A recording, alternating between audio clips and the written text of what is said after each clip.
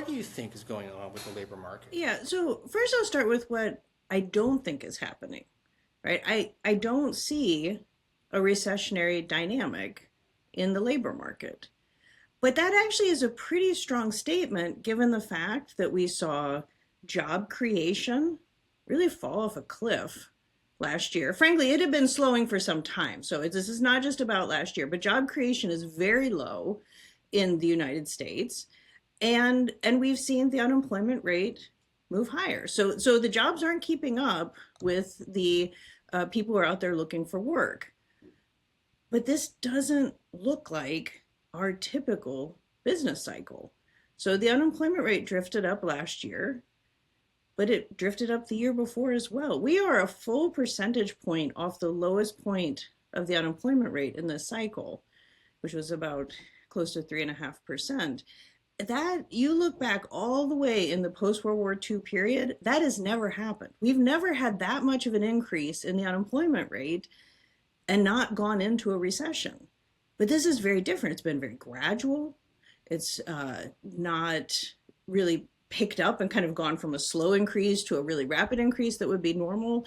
So that it is puzzling. And at the same time, this past year, we've seen economic activity continue to expand.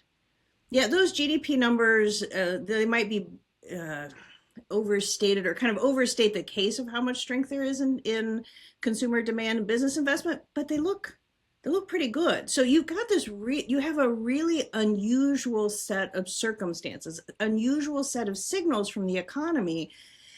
And, at a moment like that, you ought to be everyone at the Fed, totally focused on how do we interpret the economics, what's the right interest rate, and there could be policy responses that go way beyond the Fed or tax cuts. I mean, I'm very concerned about what's happening in the labor market. It's hurting people coming in, young people looking for jobs, people on the margins looking for, there's some problems here.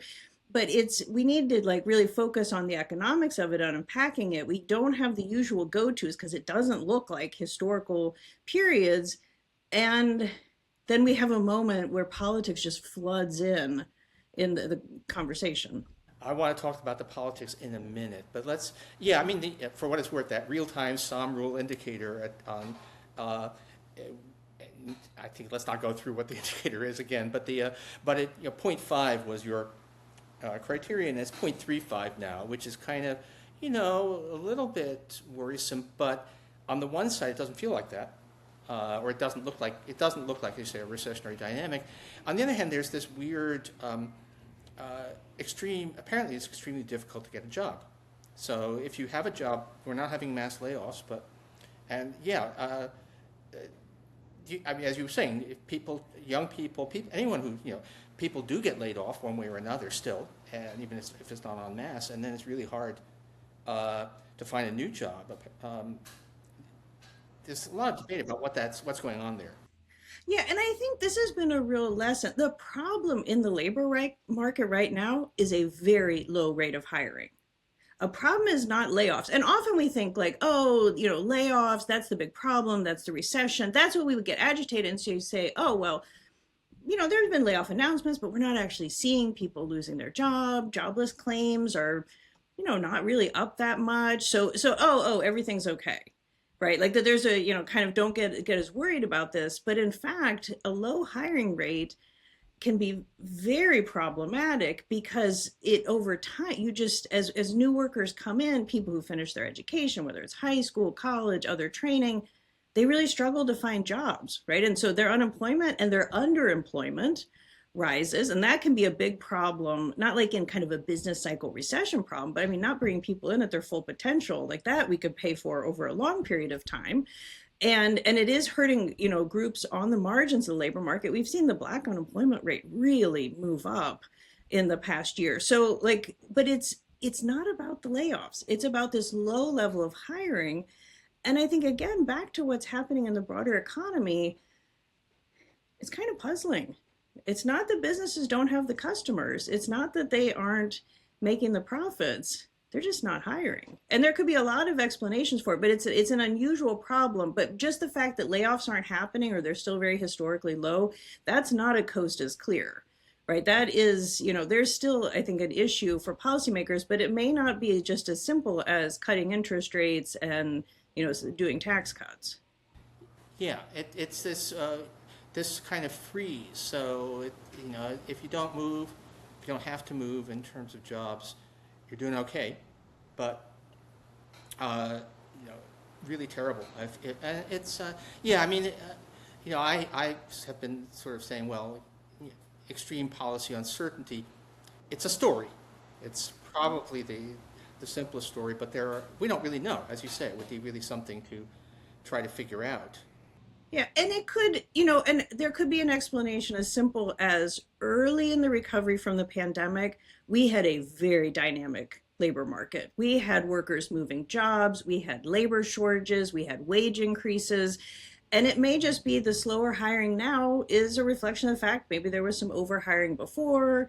Businesses have hung on to workers, kept workers longer. People get more productive when they're on the job longer. So there may be just this normalization. We had a job full recovery in the beginning, which was unusual for the US in many decades, and we've shifted into a jobless expansion. And it may just be part of the normalization, but it is worrisome, and it's as particularly as it drags on. So then there's the question, is it uncertainty about the political environment? Is it uncertainty about technological changes that might be affecting the workforce? I don't think AI can explain where we are right now in the labor market. We haven't seen the diffusion of those technologies, but it could be holding back businesses from hiring. There's a lot there's a lot of possibilities here, but it will, it's a slower moving problem than a recession, but that doesn't mean that it isn't a problem and deserves potentially a policy response. Yeah, and it's a very policy response, but maybe not monetary policy response, right? Uh, it's as you said, it's maybe not something that cutting interest rates could solve. Right. And I mean, the Fed, they took action last year, right? They, cut the federal funds rate by 75 basis points over three successive meetings, despite the fact inflation was still elevated. We really didn't make any real progress on inflation last year. Complicated situation, upside risk to inflation, downside risk to employment. And they stepped in, and I think it was appropriate by saying the labor market's not in a bad place right now, but there's a chance that this gets much worse. So we need to act preemptively, take out some insurance.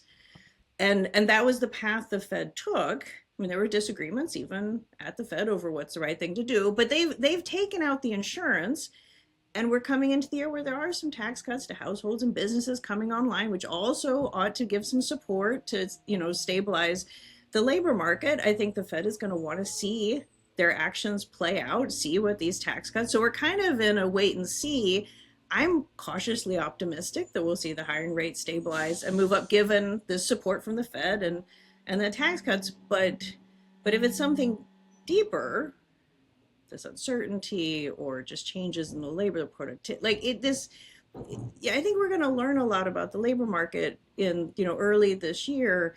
And if there are deeper problems, more structural problems, well, then that's not where the Fed has very effective tools.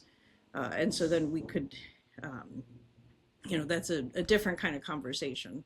It's funny because normally, I'm often very people insisting that stuff is structural and can't be fixed by monetary policy. That's been abused so often in the past.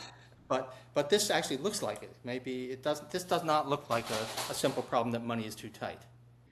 Yeah, and I mean, the Fed should be in there, right? They should use the tools they have. The federal funds rate, they have plenty of room to cut, right? If they're, and their dual mandate is maximum employment and price stability. If employment is really starting to slide, the Fed should be stepping in. It's just a question of we want to solve the problem, right? And if the Fed may not be the solution to the problem, but it doesn't, as you said, it wouldn't excuse them from staying on the sidelines, and they haven't stayed on the sidelines. They are in the mix. It's just a question of, again, because this is such an unusual dynamic with the labor market and the broader economy, it just raises questions about Like, what's the right lever to pull? I mean, frankly, we ought to pull a lot of levers, like take uncertainty out of the economy. The work. I mean, I think there's a lot of conversations around AI that could probably benefit the labor market. So that we should be trying lots of different things, because it is, even though the layoffs aren't with us right now, this is a real problem that is going to build over time. Okay, and so yeah, this is a time when you would really want a lot of calm, detailed analysis, and you won't necessarily get it right, but this is why we have professionals at the Fed, and but that's not the way, not what higher management seems to want.